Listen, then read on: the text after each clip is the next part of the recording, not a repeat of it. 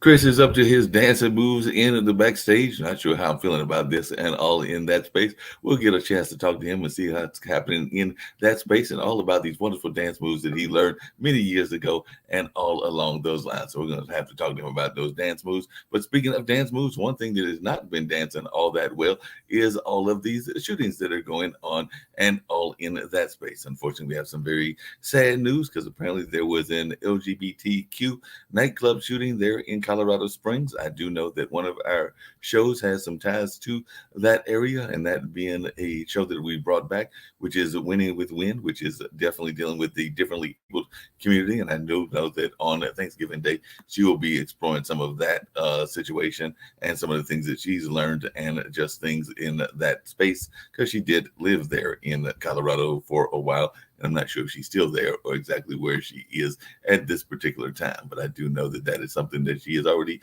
sent me clips of and said that not of the shooting, but of some of the police response and things in that nature. So I'm sure that that will be part of our conversation on Thursday. And we've also got a off-duty Vermont sheriff that was shot by police in New York after refusing to drop their gun. So that is another case. And Idaho police are asking the public for video in a quadruple homicide probe and all in that space. And then, we've been talking a lot about faith and its role in the news and all of that. So I'm going to bring up Dan Worthington a little bit, get some of his take on the things as well. Always glad to get different takes on different folks' thoughts and all in that space. But Amy Coney Barrett has been urged to step away from a gay rights case because of her faith affiliation. So I guess there's some folks in that community that are feeling that she cannot be objective and all in that line. And I'll bring up some more things about that. And I'm sure other people will have some thoughts around that as well. And Trump is facing a new special counsel.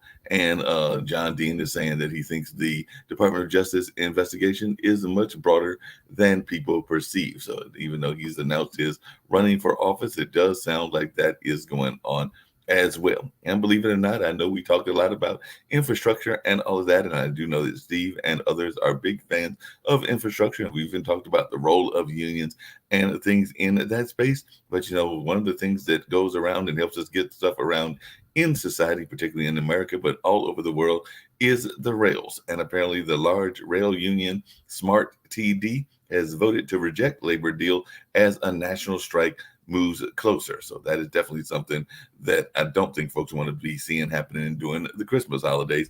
But they're saying that America faces a possible rail strike in 2 weeks after the largest union rejected that labor deal. So, like I said, definitely around Christmas, that is a time that a lot of folks are definitely getting around and trying to get their gifts to people and all in that space. And speaking of other things going on in the news, and like I said, I'll bring up other panelists and we'll talk about these issues as well as other. But two men were charged in threats to the New York Jewish community. So definitely there were suspects accused of plotting attacks against the New York City Jewish community, and there have been those suspects charged, and we'll see what happens in that case and where that case is going in that regards. So that's just some of the things that we're seeing in the news, and I'll bring up my guests and see what their thoughts are about some of the things that I have brought up and all in that space. I was going to bring up some world news because I do know that Chris is with me and he's got some thoughts on some of these things. But Indonesia quake killed scores of folks, reduced home to rubbles, injuring hundreds, and definitely that is something that we are seeing. And the UN stresses need to protect the Zaporizhzhia nuclear plant, and that is part of that whole war between Russia's invasion of the Ukraine and all of that. And Kamala Harris is out and about. Apparently, she's visiting the Philippines, and apparently that's supposed to send China a message of U.S. intent. So I guess that's just saying that we are still maintaining our kind of position of being supporters of the Philippines and all in that line. And we do know that that is part of the Asian culture as well. So that is some of the things that we're seeing in the news. And this is interesting. New Zealand Supreme Court has ruled that the voting age of 18 is discriminatory. So apparently that's discriminatory to have folks voting at 18. I'm definitely have to look that up and see why that is a discriminatory practice and all in that space. And unfortunately, China has reported its first COVID deaths since the May lockdown in Shanghai. So that is something that we are seeing. And apparently, Malaysian voters are erring on the side of conservatism at the weekend polls, according to some of the folks that are talking about that as well. And apparently, and we knew this was going to come, and then that's when I will bring up my other folks. Folks over there in the World Cup, they're saying that they want that beer, they need that beer, and they want it right now. There are definitely some of those things that are going on, because I saw a couple of World Cup things going on. World Cup captains dropped One Love armbands after FIFA sanctions threats. So definitely, even though folks were trying to, I guess, put that message of one love and peace, the ruling body said that they wanted to sanction that. And Ecuador fans were chanting, "We want beer. We want beer," during the World Cup match against Qatar. So that's where I will bring Chris up on that note, because apparently they really want their beer and they want it bad and all in that space. So apparently those folks in Ecuador are like not really feeling this, not getting the beer and all in that space. So they were chanting that they want beer, and apparently that's like, it's a dry zone apparently there in Qatar. I'm going to bring up Lee Newton Rhodes as well as Dr. Dan Worthington. But what are your thoughts about the fine folks over there in Ecuador saying they want beer? They got to be careful about beer, right? Because there's two types of beer. There's BEER and there's BIER. BIER refers to graves and, the ability for, body bags. Those are considered beers. So they got to be careful about what they consider beers, how that goes. But I can remember the buddies of mine that were in Saudi Arabia during the Kuwaiti independence, when we were trying to get them out, trying to get Iraq out of Kuwait, and they had O'Doul's beer. And they said, man, I'll tell you, they said I would be all puffed up because I'd have to drink like 90 O'Doul's just to get the buzz off of one beer. So, but the Saudis allowed it because it was basically non-alcoholic beer, so to speak. But that's what you do. You hand out O'Doul's, you hand out these, this alcohol-free beer, and tell them it's beer. Pretty soon their mind gets into that mode, and pretty soon you have people that are drunk on non-alcoholic beer. It's just the way it is. So, Chris, I'm not a beer drinker, but when they first came out with non-alcoholic beer, everyone at campus was saying, like, "What's the point then?" It's like decaffeinated coffee. What? What's the whole idea? Hey, like I said, we're going to get to some of these stories, Jumbo but apparently New Zealand has ruled that their country's current voting of 18 is discriminatory, meaning Parliament must discuss whether it should be lowered. So the case was brought by a campaign group called Make It 16. How low can they go? Well, apparently in New Zealand, they want the voting age reduced to include 16 and 17-year-olds. So they want the 15 and 14 to vote as well. That's so discriminatory. Young people matters affecting them, such as climate change. The issue must now be brought to Parliament after the court ruled that the New Zealand's minimum age of 18 was inconsistent with the country's Bill of Rights, which gives people who are 16 years and over the right to be free from age discrimination. The All right, so Mark, so let me make something very clear. Yes. I think New Zealand is being discriminatory against the politicians, because if they allow 16 and 17-year-olds, they're actually going to allow more mature people to vote than they have in office. You know what I mean? So I mean, why do that? All you're gonna do is you're just gonna embarrass the politicians. You're gonna make them look like exactly what they are: little boys and girls that say, "Give me my medical care because I need to be in medical care," and I want a driver, and I want security. I want a wall, but don't build one on the United States. But other than that. So, anyways, I have to act like Shaquille because Shaquille's not here. So go ahead. Shaquille's not here, and I know that. Wait, let's bring up something about Royce. Royce, it's Royce. I guess I'm going to have to be Shaquille too.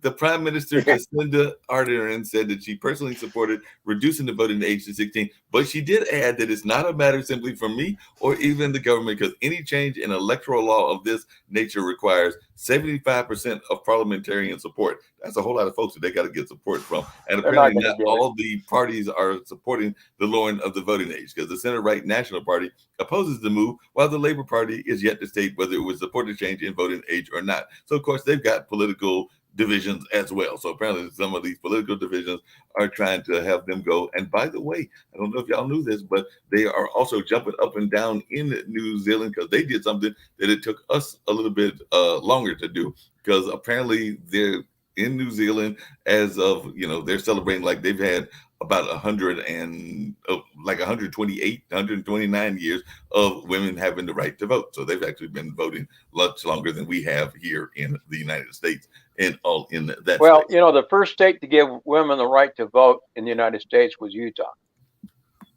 I think I did hear that somewhere. So yes, y'all were ahead of the curve, definitely ahead of the curve, and had some very interesting.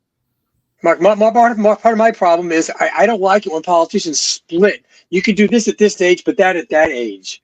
I think they should just be consistent. Either you're an adult at 18 or you're an adult at 21. Pick or choose.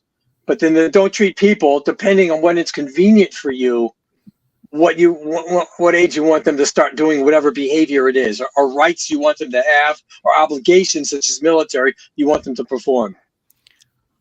Yeah, and I think I agree with Lee on that, Mark. The idea is that did you know, Mark? Did you have the last name as the first name of Lee? I mean, it'd be like Mark Lee.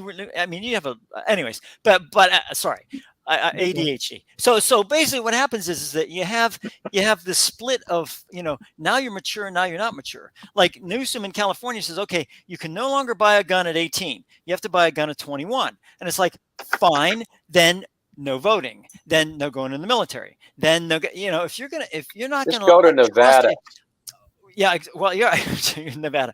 So I mean, and I wanted to share something on. You were talking about shooting, so I wanted to share my share screen. Yeah, I definitely want to bring that. This is called the Violence Project. Now, this is endorsed. Actually, this is endorsed by the National Institute of Justice, NIJ.gov, and they actually go for the. And I put in the private chat, but basically, this is the Violence Project. They take into consideration the number of mass shootings.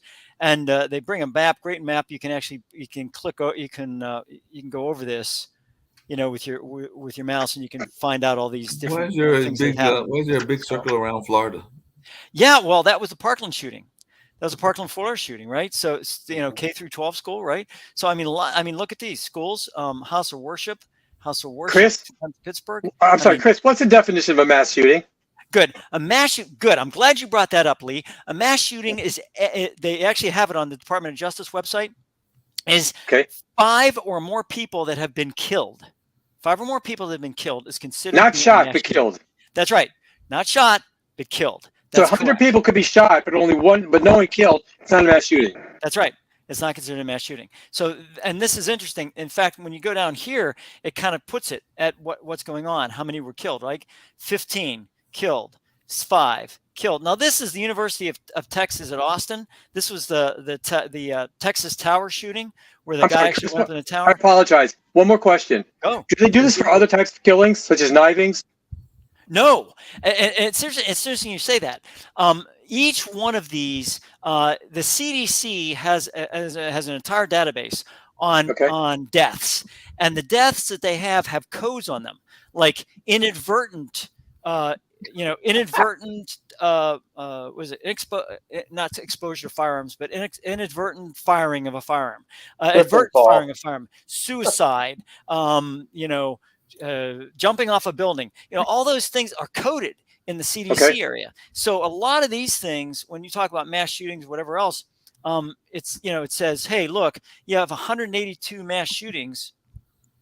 And now this is kind of weird. It says 1966 to 2022, but if you take into consideration all this from 1966 to 2022, it's much more than 182. Because just adding these up, just say 106, 72, 65, 48, 47. All of a sudden it's kind of like, wait a minute, this is not, it's much more than 182 if you take into consideration 1966. It is interesting to me that 1979 there were no shootings. There were none. I mean, now what didn't happen in 1979? Well, there were a lot of things happened in 1979 because I was overseas at the time. One is the Iranian hostage crisis. Mm-hmm. 2 was the big problem with oil, right? oil. The gasoline prices were soaring. Everything was happening at that point. Mount St. Helens exploded 1980. I'm sorry. What's that have to do with shootings, though? Well, you don't know. I'm just right. I'm just saying there's no correlation between these things and no shooting. I'm just saying a lot of things were happening. Well, the same thing happened here. 1971 also. Yeah. Well, look at 2020. It's down at 9. So you sit back and you go, okay, there was 5 total. 2021. Let's see. 2020 includes Milwaukee Brewery shooting. So that's 2020. And then 4, and they call this the Violence Project, but they only concentrate on gun violence. That's correct. That's correct. Yeah, I mean, you have just all it has is literally mass shooting. So they call it the Violence Project. Speaking of violence and the things that are going on in that space, I actually got 2 questions to ask. I'd love to hear everybody's thoughts, and I'll actually also see if Sasha is ready to come up and give us some news about Ukraine and everything. But there is a looks like a documentary, but it is definitely dealing with a serial killer there in Toronto, and I think it's dealing with some in the LGBTQIA community, but it's called Santa Claus the Serial Killer. So I'm guessing that Santa Claus was actually the person, or somebody playing Santa Claus was the one that was doing these killings back in 2017. So it's actually a journalist that travels to Canada to investigate the mysterious case of man who went missing from Toronto's gay village, because apparently there's a gay village there and all in that space. So I'm just wondering, Santa Claus is getting some serious bad press if that is the title of the documentary, and we are getting ready to come up on Thanksgiving, followed by the Christmas season and all in that line. Oh, Mark, I got something for you here. Okay, so Shaquille talks about rice. Let's talk about rice. I just saw a commercial and I thought, Mark, I thought of you. You know why I thought of you? Because the other day we were talking about, Oreos, right? Oreos, right? Black on the outside, white on the inside, blah, blah, blah, that type of thing. Right. There is a commercial with a black Santa, and it's an Oreo commercial. And I just thought, oh my God, the irony of this thing is just unbelievable. They have a black Santa, having an Oreo cookie, and I'm sitting back going, do people realize what this means? Or is this just going past? I started laughing. My wife goes, what are you laughing about? It's a black Santa. She goes, Chris, you got to be careful. I said, no, it's an Oreo commercial and it's a black Santa. She goes, I still don't understand. I said, okay. I said, never mind. It's okay. Lost. It's lost. But Mark, what do you think about that? I mean, hey, I think you can make a purple Santa for all I care, but you have an Oreo commercial? Yeah, and Oreos do have a very. Change your name to Kringle. That's right, Chris Kringle. Well, it'd be Kringleo or whatever. You have to put some Italian in there, but yeah. Change your name to Kringleo. So, Mark, what do you think? What do you think about that? I mean, there is a couple of things that are wrong with that. One, the Oreos definitely have a very negative connotation, but there's a whole lot of terms that are like that. I'll even go back to my own college days, because I do remember going to a party that was somewhat insensitive in my mind and all of that. And it was get over it. Going college, Mark. You got to figure out what the party was before you decide whether I should get over it or not, because it was a college party. They invited me to come to the party, and when I came to the party, they were watching certain kinds of movies, and that was part of the thing. And I had no problem with that if they want to watch those kind of movies. But the nature was that Animal House was telling jokes that were ethnic jokes that were targeted toward whatever the ethnic group. So there was people that were Italian, they were telling Italian jokes. There were people that were Mexican, they were telling Mexican jokes. That's when I first learned of a term that is similar to the Oreo called a taco, which apparently is the same as an Oreo, but it's for the Latin community because you're brown on the outside and white on the inside if you do a certain kind of way of your taco. And all in that. Oh, that was what do you think about Rickles? For those that are red on the outside and white on the inside, and I think that's for Native Americans and everything. But they were telling. Why don't you just enjoy the damn cookie and not argue over semantics? Oreo cookies, I like them. I can't eat them because I'm diabetic, right? You can have insensitive parties even on campus and all along those lines, which is why I left the party, because I found it was offensive. So if the party's offensive, well, Mark, I'm sorry you were offended. Right, really, that's honestly what I chose to do. I chose to leave the party. Now other that's people the way to do it. And I think that was the correct thing to do. If I'm offended, I'm going to leave the party. Like I said, and I had a conversation with the people that do the party later on, because that's what I think people should do more of, is have actual dialogue about the reason that they are offended. If they yeah, that's good. Yep. Mark, we used to have this thing more popular. It was called roasting people, or they would have someone, a guest of honor, and people would come up taking turns roasting them, making fun of them in every aspect. Don Rickles would do. They would be up there making fun. John Rickles was a master of that. Richard Pryor has been roasted. There have been 100% roasts that are out there. I've seen some great political roasts. I have no problem with roasting. If you know, I mean, humor has a time and a place, but have we lost our ability to laugh at ourselves in proper venue? A time and a place, but the question becomes, you know, you don't want to step into a ambush situation. Most of those people that are being roasted know that they're being roasted, and they know that they are on the hot seat in that sense. So they are expecting. And they agree to it. Yeah, right. And they agree to it. But like Jerry Seinfeld said, he can't do comedy shows anymore on campus. It's not acceptable anymore because it's political correctness. Well, that's what I was going to come back to about the political correctness, and we can get back to the Santa Claus, the serial killer movie and everything. But if there is some folks that they were going to wear the One Love armband at the World Cup because they were wanting to promote diversity and inclusion, and they definitely were failures from, I think, definitely England's Harry Kane and Gareth Bale of Wales had planned to wear the armbands, but then the ruling party, FIFA, was like, no, that's okay. And all in that situation, and they said that they could face sporting sanctions should they wear the armbands. And now, you know, an armband seems to me to be a mild form of protest. It's not like you're going out and knocking somebody over the head. You just kind of make a statement and all in that space, and it's a simple armband. I would have no problem with an armband, but maybe others. You got to realize they're in Qatar. You can get your arm cut off for certain things there, or right, Dan. And there's more to it than that. I used to be a soccer ref.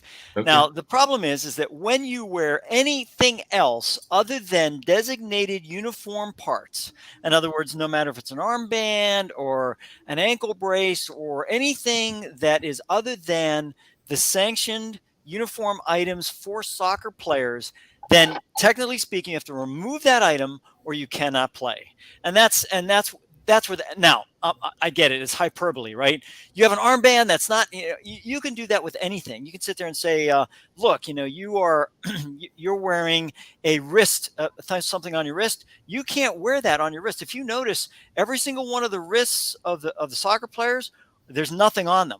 And also, if they're wearing jewelry, they might be able to wear a ring, but they can't wear a watch. They can't wear anything that you could use to hit somebody else. No, Chris, but my question is, if you're going to be uniform in your rules, I get it. So if you're going to be uniform in your rules, then that's one thing.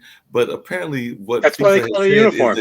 The whole thing. But in response, FIFA has brought forward its own no discrimination campaign, which had been due to start from the quarterfinals. So I guess the rule is that you can't do it up until the quarterfinals, but after the quarterfinals, you can, because now the captains will be permitted to wear a no discrimination armband for the duration of the tournament. So they're going to be able to wear a no discrimination armband, which is basically the same thing as the other kind of armband. You know, One Love, no discrimination isn't really the same thought pattern in those messages, but you're going to say one thing is allowed, another thing is not allowed. This sounds like a very mixed message in sports politics. So there's politics and everything. And crazy. Well, it's Qatar, right? And you know, they're the whole country. This has nothing to do with Qatar. This is the ruling body. The ruling body of FIFA. Oh, I know, but they're being sensitive. They're being sensitive to the customs of the nation. So World Cup is. But if you're going to be sensitive to the custom of the nations, apparently the Iran national anthem, and I'm not saying that I have any allegiance to Iran or anything in that space, but that was widely jeered in the stadium when the country's players refused to sing. So, you know, we had this whole thing about even our own national anthem and things of that nature and things that go on with our basketball players, but apparently their country's players refused to sing it. Well, Mark, that's because it was Iran. They don't like their country. Iran deserves the bad rap, right? Because they're a nation, a terrorist nation, right? But Dan, there's many people, and I'm not saying they're right, they're wrong, but many people consider the United States a terrorist nation. So they, and including those people in the United States. So when they sit there and they get down on their knee, it's kind of like, hey, we've decided we're not going to stand. Now, I'll tell you something, and I'm putting this on the air, is there's one area that I really, really got pissed off about that, and that was when the Baltimore Ravens were in, and I was living in Baltimore at the time. They went to the UK and they knelt during the national anthem of the United States and then stood for the national anthem of the UK. And I sat back, and you know what I called them from then on? The Balmoral Ravens. And you know, I cursed them at that point. I said, you will never have another Super Bowl win until you apologize for that bullcrap. Because I get it. You want to kneel for the national anthem. It's all freedom, whatever the hell. Then they stand for the UK, which, they didn't invent slavery, but by God, they sure took advantage of it. And, all of a sudden they got rid of it whenever it was of no use to them, but continued it whenever you're talking about India and Burma and the rest of those areas where they decided to enslave people, but they didn't call it slavery. So, I mean, the bottom line on this whole thing, Dan, is yes, people, Chris, Iran, if the Iranian players don't want to sing the Iranian national anthem, then let me tell you something. They better not be going back to Iran, because the minute they land in Tehran, they're going to get. Well, they've already said that they're in deep trouble, because they said human rights activists have said that more than 400 anti-government protesters have been killed in Iran and 16,800 arrested in a crackdown by security forces in recent months. So yeah, they will be joining that rank and everything. I do have to tease you, Chris, about your whole notion of what players can and can't do, because I'm also sometimes amazed at what the ownership does as well. Because if I remember correctly, wasn't Baltimore the one that did the midnight run? Like, they literally left to go to Indianapolis and did it like some crazy. That was hearsay. Like that was midnight or something like that. That they decided they would go up and leave and not tell the people that they were up and leaving. Yeah, that was. I was in Baltimore at the time that they left. And it was interesting because I'm a Pittsburgh Steelers fan. Sorry, Baltimore people, but that's what I am. Oh, speaking of world, put the world map up. I want to see where Doha is. Doha? Goha. Yeah, I'm sorry. That is wrong direction. Yeah. There we go. Right, sorry. You know where it is. There's Doha. Sorry about that. I was going west east. They're on the map, baby. So there's Doha, right? Now, I wanted to point out that there were some issues that came up.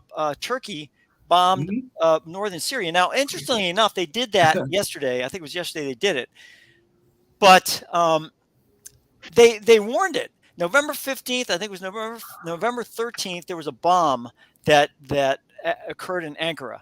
And on the 15th of November, they said they are going to clear out the insurgents from the headquarters that they have in northern Syria one way or another, quote. So they went in there. I mean, everyone should have been expecting this. They went in there a week later, basically, and bombed bomb these northern areas of Syria. So, I mean, it's really almost ridiculous from the standpoint, but you're right. Doha, Qatar is here. Also, there's another one called Manama, which is I've always thought Minima. I thought it was Minima. Manama, like Manamana. But anyway, some people call it tomato, some people call it tomato. We're not going to fight over pronunciation. Hey, Nick, I'm glad that you're here, because I did look at our Vimeo. I saw that we are pushing close, and I think that we'll get there by Thanksgiving to 500,000 views and all of that, because I know we crossed 200. And I think 500,000 views? I saw like 221,000. So a quarter of a million. 250 would be, I said, maybe I said, that would be 250 would be like a quarter of a million. 250 would be a quarter of a million. So hopefully we'll be there by Thanksgiving and all in that space and everything. So that would be great. But I noticed that we are being watched by a certain country, because they've actually downloaded us more times than I thought they would download us, and all in that space. Please don't tell me France. Go to the tops and everything, and the top 8 or 9 or 10. I want to say that we are now being viewed, because I want to know what the heck we've done to piss off Putin, but by Russia, because Russia is up in our list as well. So I did see that Russia was up there and had been watching us. So I think that Sasha and others must be saying things that he's keeping his ears and eyes on us. Sasha loves Putin. Are you kidding me? Sasha loves the guy. Sasha loves both of them. Yeah, he does. He loves Putin. He loves Putin. He can't say enough of. In fact, he wants Trump and Putin to run in 2024. He thinks that'd be a great matchup. That would be a great. Yeah. What do you think, Sasha? What do you think? Trump, Putin, 2024. Go make America Russia again. Make us It America never Russia. was Russian, and under Trump, There we all go. that was I know. misinformation. I'm just busting on you. But I mean, That was Make Russian America misinformation. Russia again. Yeah, Right. but yeah, Actually, Dan, apparently it was American misinformation. America did that. That Russia had nothing to do with it. Yeah, I know. I think Ukraine had to do it. It was I think Ukraine did it. I think Ukraine did that in 2020. And because they wanted Russia to attack them so that they could freeze this winter. It just all makes all kind of sense, right? Right. Oh, Sasha? yeah, on Well, purpose. but I Yeah. wanted to hear from Sasha, and I also want to hear because apparently the Russians are being accused of burning bodies at the Kherson landfill. So that is some very sad news that is going on and all in that space. But definitely, what is your take on what's going on in the whole Russia-Ukraine, with the Russian invasion of Ukraine and what's currently happening and what we need to know? I do know that on later on in the week we will have the Russia-Ukraine show. But if you'll just share any thoughts that you've got of what you've been observing, Sasha. Well, Ukraine can defeat Russia and defeat it very easily. Russia lost its army and will never have another one. However, Ukraine cannot do that without West military might, financial help, etc. And it seems to me that West is undecided what to do in this affair. Allow Ukraine to win, that could upset Russia. They can revert to a thermonuclear option, which is not desirable for many reasons. So in order to avoid that, so they cannot allow Russia to win either. So they're looking for some kind of a stalemate when both sides will be brought to the peace negotiations, because continuation of war may be costlier than agree to some kind of lousy peace. That peace is not going to even last 6 months, because it will be broken by Russia, obviously, and there are no guarantees that West could provide to Ukraine rather than membership in NATO, but obviously that's out of consideration, because Russia will never agree to any peace which would allow Ukraine to become a member of NATO. So that's where we are, and that's where it's going. So it's all West's call. Ukraine wins outright, or it will be prolonged, going into some kind of a peace treaty, which will be short-lived, and there will be yet another war. That's Sasha? where we are, unfortunately. Sasha, just one quick question. Why doesn't Ukraine just defeat them already? Just get it over with. Why Ukraine what? Why don't they just finish it off already? They cannot finish it without Western weapons. They need much longer range missiles than what they have presently. At present, they have 70 kilometers, 80 kilometers missiles, HIMARS mostly. They need 1,000 kilometers range missiles. They want to say any missile hit Kyiv, a missile will hit Moscow. Any missile will hit Kharkov, we will hit back in St. Petersburg. If that would be the case, the war would be over instantly. But West does not allow Ukraine to have these missiles because of the threat of thermonuclear war, when on different accounts, around 350 million people, most in the northern hemisphere, will be killed. So if they don't get them eventually, do they still have a chance? If the West is stubborn and doesn't give that to them? West has to figure out what to do with the thermonuclear war first, and then do something else. Until they will always worry about that option, they will not allow Ukraine to have a win outright. Thank you. How are we doing building up our anti-ballistic missile systems? How smart is our military? Oh, Chris. Well, hold on a second before we get to how smart the military is, because I was actually going to go that direction as well. Because apparently, and I, like I said, yes, I am a Democrat. Don't laugh, Dan, but that is the party that I choose to represent within everything in that space. But that being said, there are people that I like some of their views, but some of their views I have some issues with, including Kamala. But Kamala is going to hang out in the Philippines because apparently that part of the reason she's going is to have some conversation around defense sites, because there are 21 21 new projects funded by the United States, including more defense sites around the Philippines. And apparently this is supposed to be an indication to Beijing that Washington is forging tighter ties with Manila. And of course, Manila is now back under the leadership of the Marcos family, because they definitely re-elected Marcos Jr., who, of course, we all know the history behind his parents and all of that, the whole shoot thing with Amalda and all in that line. But what is our thoughts about Kamala going there and tightening up the bases there in the Philippines, which we know is an important defense part of the United States strategy? Chris, and you can also answer Nick's question as well, because I think that they all tie in together. But I'd love to hear your thoughts about this trip to the Philippines and us building up bases there. Okay, so this is the Philippines. Manila's here. So basically, there's Taiwan here, and there's mainland China. So now what happens is that Philippines is going to be. We can't very well go into Vietnam because, of course, Vietnamese. That was a disaster. That's not going to work. Laos, Cambodia, Thailand is our closest ally in that area. Burma is a bunch of. They're just killing people just outright. So we don't want anything part of them. And then down here in Malaysia. The thing is, the interesting about it is that you have the Philippines here, which is like our last bastion of hope, that Taiwan has. And interestingly enough, the French just, I always have to bring in the French because I'm going to tell you right now, do not trust them. And Sasha knows. You don't trust the French at all in any way, shape, or form when it comes to international politics, because the French will do things just for them. Everyone talks about populism and nationalism, right, Mark? Mm-hmm. Let me tell you something. France is all about nationalism. Let me give a conjecture, and then people can get pissed off about it. Maybe we'll get some more views, or maybe we won't get any more views, or maybe people. Our ratings are dropping right now in France. Yeah, I was going to say if keep going. Yeah, sorry, but if there were two airmen that had to bail out, and one was a French guy and one was a U.S. guy, the French would go in and rescue the French. The U.S. would go in and rescue the U.S. and the French. So that and people sit there and they go, Chris, oh my God, hey, I'm telling you, I just know from past. I just know from the past and dealing with them in intelligence and those types of things.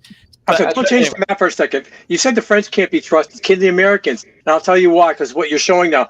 No, don't change it. During the Vietnam War, we were not supposed to be flying over Laos. Right. Unfortunately, we were. I have a cousin whose plane went down, and he was missing in action for about 30 years because the American government couldn't admit that the plane was over Laos, so they couldn't go retrieve the body, and his parents ended up dying, not knowing where their son was. And the same thing with Cambodia. Hold on a second, Lee. So you're saying that the government can't be trusted? This is the same government that puts people and spies in all kinds of organizations, both on the right and the left, but they never tell us that they're in those organizations because we know that they're double agents in all kinds of organizations. The American government lies to its citizens. The right organizations as well.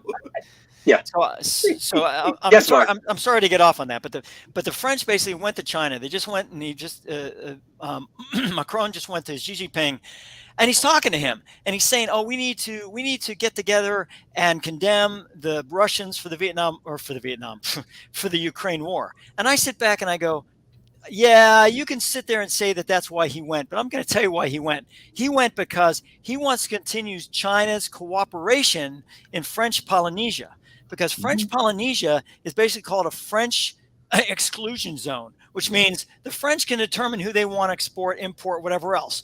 It doesn't make any difference what the UN says, doesn't make any difference what everything else says. That's a French exclusion zone, and they're dependent on China for some imports. So they don't want to mess that up. So what happens is that the Philippines here, when they go into Taiwan, let me tell you, there's one country that's going to say, hey, China, I don't know if this is a real big deal. We got Ukraine going on. We don't get involved. It's going to be France. France is going to pull out of that. They're going to say, the European Union doesn't really want to mess with that stuff. But I'm going to tell you, it's going to probably happen for 2024 that China is going to start putting a stranglehold on Taiwan. They're going to see so far they saw the midterms turned out, and it was actually pretty good for them, for the Chinese, especially with the Democrats taking the Senate, because they know there's going to be a lot of infighting there, and there's infighting in Congress and the House of Representatives. Mm-hmm. So they're happy with that stuff. They're going, okay, cool. Taiwan's going to end up lower and lower and lower on the totem pole until around 2023, going into 2024, when the election happens. they're going to determine whether or not they're going to put that stranglehold on Taiwan or not. And what's going to happen is by 2024, I'm hoping that the Ukraine-Russian crisis situation is going to be not solved, but it's going to be pretty much put to bed from the standpoint that the Ukrainians are finally going to kick every single Russian out of their territory, all of their territory, including the stuff they got in 2014. And then what will happen is that then everyone will start going to Taiwan. Hey, Chris, speaking of China and Taiwan, and I'm definitely going to get, because we're going to touch all the issues that probably get us in trouble in a second. So just be prepared for it, Nick, and everything. But I have heard an interesting conspiracy theory and all in that lines, and I'd love to hear people's thoughts around this. You know, there is one thing that folks are master negotiators. Some people would say that Dennis Rodman is a master negotiator, but definitely folks would argue that Trump is a master negotiator and all of that. So I've heard a speculation, and I'd love to hear people's thoughts around this, because we've done this before in other cases. I can't remember all of the cases, but what of this notion that maybe Brittany Griner would be staying in prison till closer to the election time, and that will definitely be him negotiating a release of her at that time, which of course then would be a feel-good story, which would then sweep him to a second victory and all in that space. Mark? Uh-huh. Not with anyone with a brain. If they found out that he intentionally left an American in prison because it would be convenient for his election, even though he eventually helped, to me, that's repulsive. It is repulsive, but there are people that say that that's what happened with Chris. Wasn't that with some things that people said around? I can't remember if it was Carter or Reagan, but it was one of those that they said that the timing of the release was around the time of an election. So that was the Iranian hostage crisis, and Iran said that they would not release the hostages while Carter was president. They stated that was, and Reagan kind of said. And Reagan went in and said, "You're going to release those hostages no matter who wins the presidency, or by God, there's going to be consequences." And all of a sudden, they were released. So I mean, and but they didn't do it until after the inauguration in January of. And that wasn't the Americans manipulating it; it was the other side. That was the Iranians. But I mean, it really worked to Reagan's favor.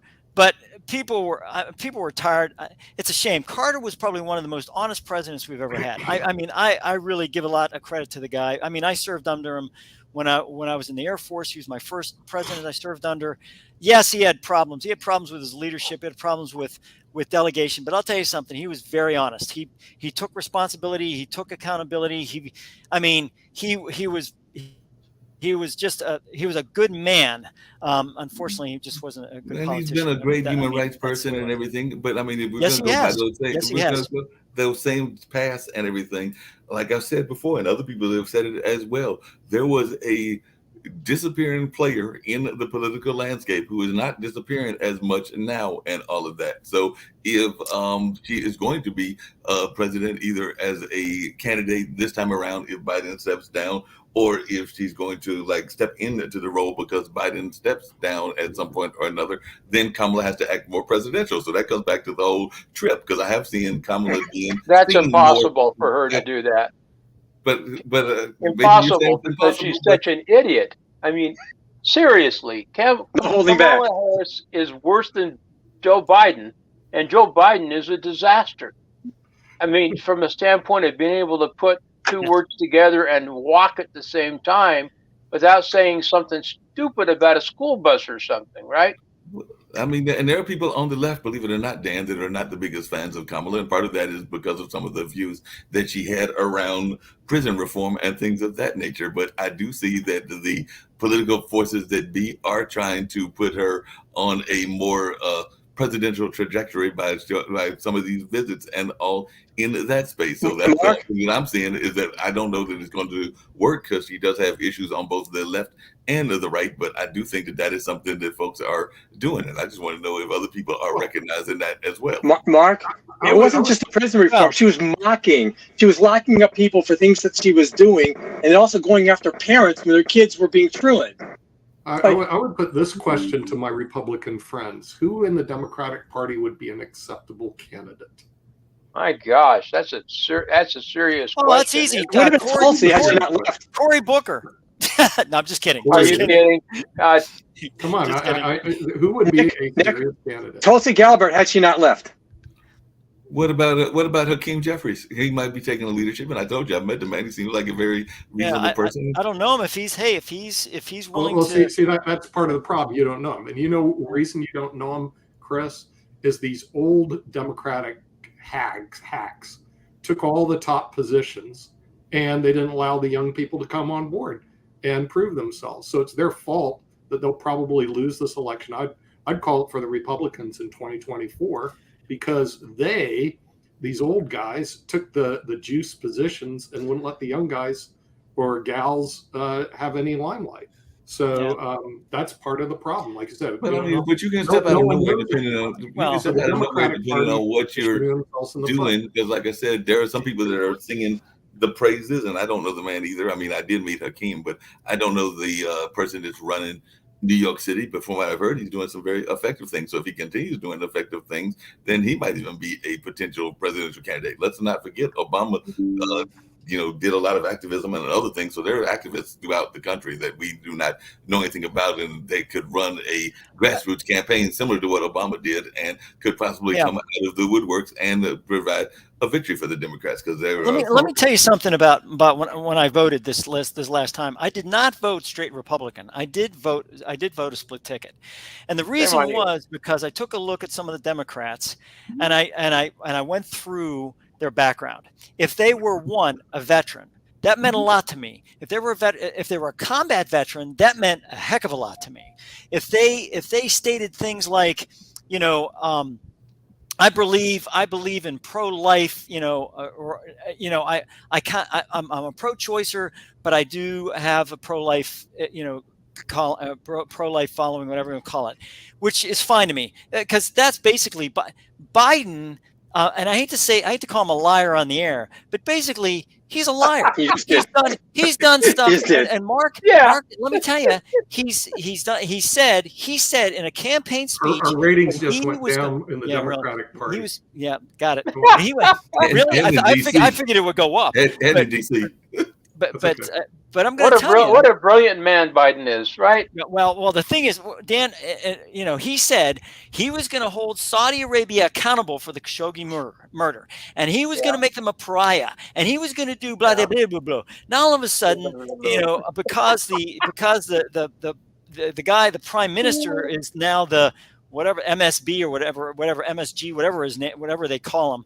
But the bottom line is the prince, the crown prince, whatever his name is now the prime minister. They have said that he has all immunity. He's immune from any prosecution. And the fiance of Khashoggi says he's died again. Khashoggi's died again because of this situation. Biden has lied. You can't do that. Twice. I mean, can't you just say that? You can't die twice, right? You only die once, and he's going to be resurrected. Like everyone else, but it was a personal matter of state, I think, and whether we get involved in that is a question for our priorities. Of course, Biden's not going to do anything because he has to kiss the Saudis' rings because of the oil situation. Oil situation was created by his own choices and policy decisions that destroyed America's oil independence. We've had oil independence for a while. Yeah, well, we had oil independence during the Trump administration. That's about it, because everything was geared up to create oil independence as a national strategic objective. And what happens? The left comes along, OAC and her stupid Green Deal, and I think the ratings probably just went down again. But the thing is that has destroyed our political clout in the world, has created our economic disaster in the United States and around the world, and has made us so that we are weaker, right? Well, I'll tell you something, Dan. You bring up a good point here, and I think COP, whatever the fork it was called, COP 93 or whatever it is, they decided that the way they're going to do that is loss and damages, right? They are going to pay poorer countries that are developing because when we were developing, the U.S. and China and all these other countries developing spewed all kind of crap into the air, and then that destroyed climate, and it affected all the poor countries. So now all the richer countries have to pay this loss and damages, goes into a fund, and then we pay all these poorer countries. I mean, you talk about world socialism, there it is. We're going to pay money into that. Canada's going to do it. Australia's going to do it. Everybody's going to pay money into this fund so that now, we can start paying poorer countries. In the meantime, Ukraine is freezing. And it's hilarious. Well, that's not going to do anything about global warming or any climate Correct. Or anything else. Nothing. That's sort of like reparations, isn't it? Yes, well, reparations has been a conversation that's been going on for a while, and there have been several groups that have gotten reparations. Let's be very honest. The Japanese got reparations, the Germans got reparations. So the Mormons did. Conversation can the be Mormons a whole conversation. They're attacked by the U.S. Army and you're right, by Mark. the state of Missouri. Yeah, that's right. But I mean, you have that's right. But you have the situation where that reparations, when we built up Japan as a result of that was the Marshall Plan. Right. We never got our property back. And they, basically what happened is we said, look, we will build you up and we'll do whatever we need to do.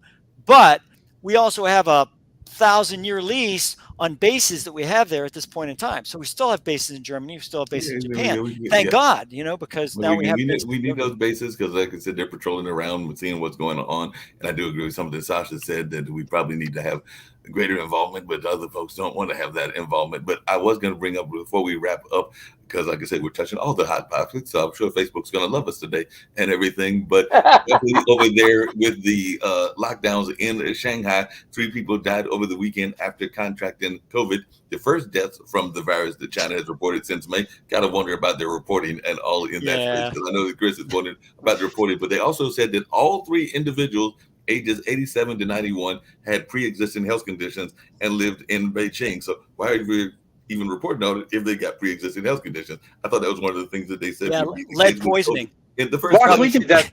We did that for years over here at the CDC. They reported on COVID deaths when there were pre-existing health conditions. We're no better.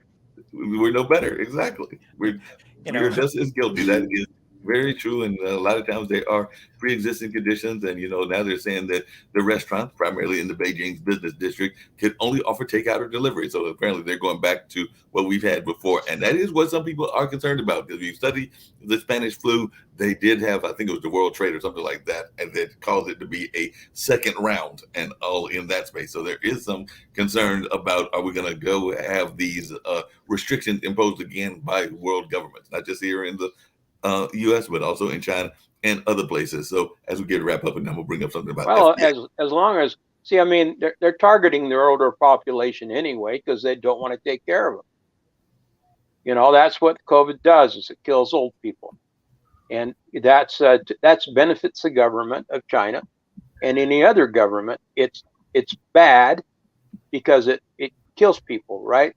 But it's worse because it targets older people, and particularly people with comorbidities, which, by the way, are the most expensive people to pay for health care.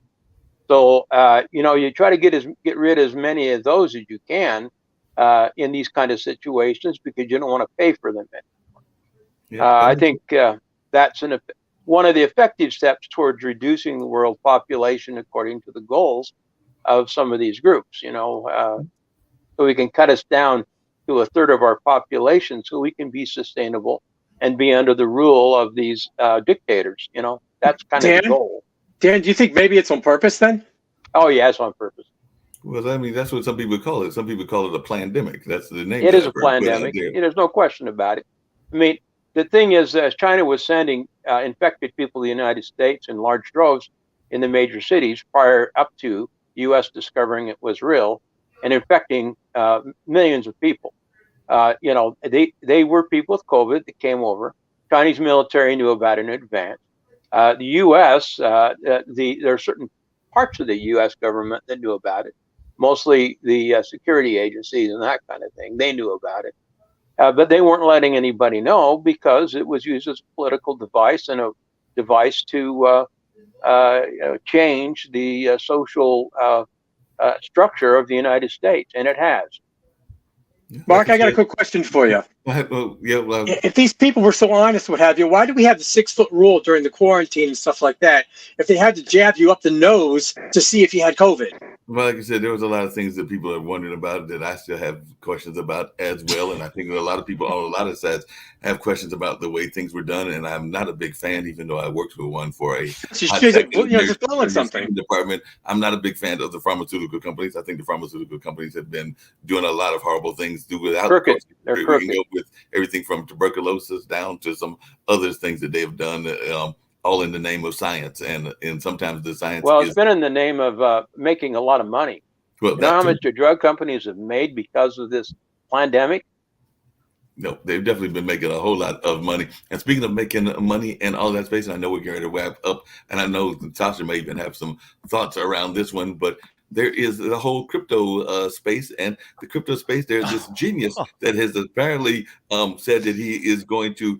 Well, he got kicked out of his company, so his own company that he founded, and now he's trying to lock down a multi-billion-dollar deal to bail out the FTX, which filed for Chapter 11 bankruptcy. So I'm trying to figure out how this even works. He's doing it over there in the Bahamas, but he got kicked out of his company, and apparently he's trying to work out a deal to get back into the company and also somehow save the crypto world and all of that. Well, and to be able to donate to the Democratic Party again, right?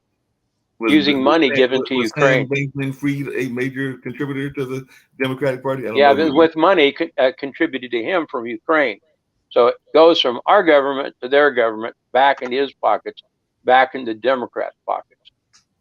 Like I said, I have to do some studies about where his money came from and all in that space and whether he gave it. Because I do know there's a lot of people, kind of like what I was talking about with my friend that does some of the campaigning. There are some of these political folks that grease both sides of the pocket. So they grease both the Republican and the Democratic sides because that's a way that they can influence folks. But Sasha, I didn't know if you had any thoughts about the crypto billionaire and his trying to, he got kicked out of the company, and now he's trying to come back to his own company and save it with some sort of $1 billion deal. I don't even know what $1 billion looks like, but hopefully one of these days I will find out before I turn 90. There are no surprises really so far because all the crypto, all the concept, it's absolute fraud to begin with. There is no substance, there is no value behind crypto. It's so you say that somebody who has a computer using a lot of energy and created a bunch of codes creates a value worth a few months ago $60,000. Sorry, give me a break. It's impossible. Isn't that what the Fed does? Sorry? Isn't that what the federal government does? They just create money. We don't have gold backing anything. That's the 70s. Federal money is being accepted all over the world. Yes, it's being accepted. So is crypto for a while. Crypto, I'm not so sure. Can you buy a cup of coffee and donut with crypto? I'm not so sure. Can you buy some places? Some places for sure. Yeah, you can buy kind of socks or shoes with this crypto? Probably some places. Some places, yes, some places. So let's leave that places to continue to function. But I want to say is that, of course, I wouldn't have any doubts that all crypto will be absolutely destroyed in next few weeks or months. Except one thing, there are a lot of credible financial institutions such as JP Morgan and Goldman Sachs and many others. They've created or at least participated actively in creating a certain ecosystem, the funds specializing in cryptos and all that stuff. So what's it going to do with that? I mean, they are already in trouble because I'm sure that people who were investing in these funds when crypto was, never mind 68,000. Well, Sasha, we're going to end up going to a digital currency eventually, because that's a way to control people. And, I think that's what they're going to do. I mean, Canada's been talking about it for a while with Trudeau, with the digital currency. And, it's another way to enslave the people, and that's what big government likes to do. See, the problem is that as long as there will be so many ways to take advantage of the crypto ecosystem and have so many fraudulent artists. And I agree that way.